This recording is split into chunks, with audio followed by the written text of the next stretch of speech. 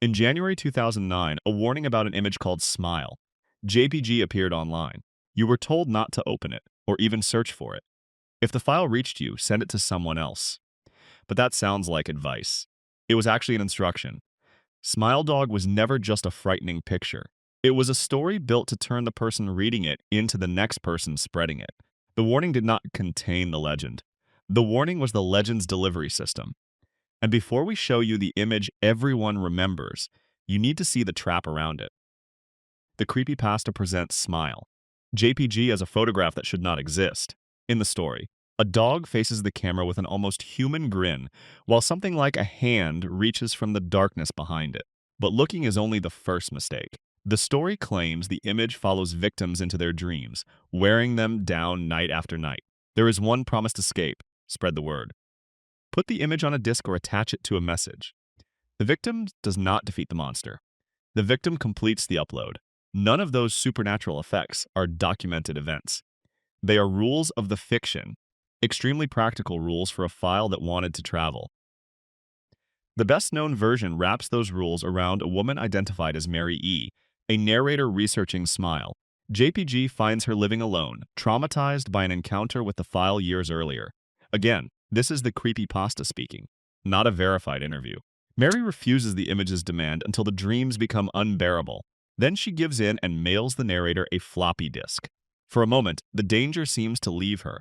Then Mary dies, the narrator checks the disk, and the burden moves again. First to him, then, in the final lines, to the reader. The ending places a fresh copy in your imagination and leaves you holding it. You are no longer outside the story. To make that handoff feel older, the story supplies a history of disasters. It claims the file circulated through a bulletin board system in 1992. It mentions Usenet, an attack on something awful, hundreds of victims, seizures, and deaths. These details are often repeated as if someone investigated them. They did not happen in the documented record. They are in-universe evidence, fictional scars that make the file seem part of a hidden archive. That distinction matters. Smile Dog's real history is thinner, later, and stranger. Instead of one clean first upload, we find fragments. A definition here, a forum discussion there. A story page that keeps changing. The legend gave itself a long pass before the internet could prove it had one. The traceable trail sharpens in 2009 and 2010. An Urban Dictionary entry dated January 15, 2009 describes Smile Dog. A movie Kodak discussion appears on April 11, 2010. The version hosted by creepypasta.com is dated April 28th. Then a creepypasta wiki page appears on August 27, but even that page did not arrive as finished canon.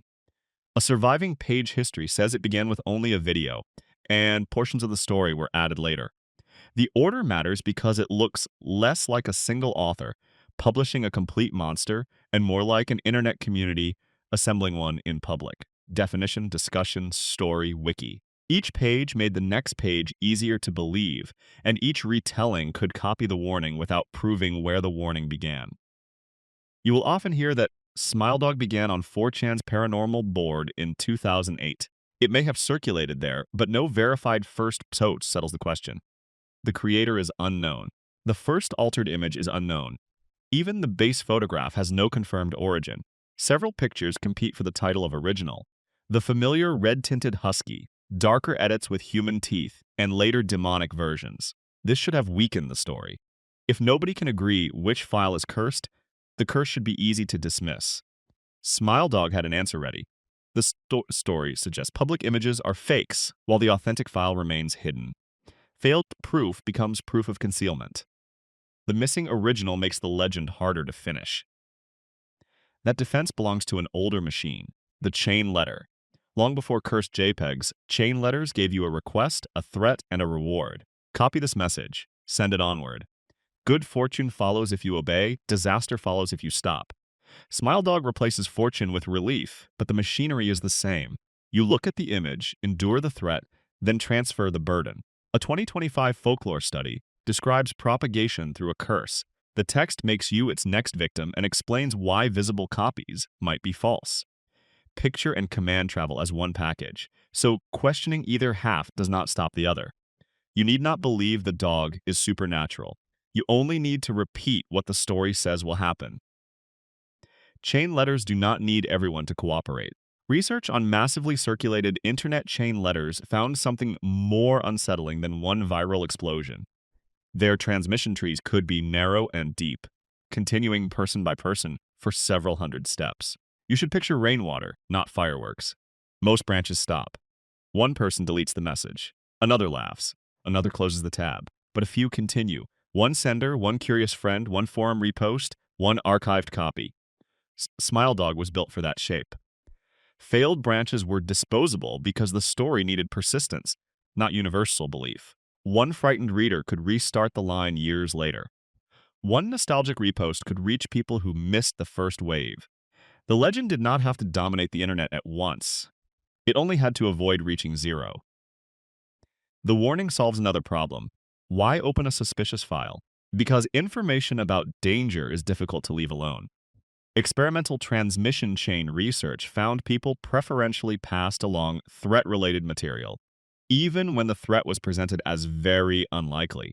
That does not prove a laboratory explanation for Smile Dog, but it does explain the pressure in its wording.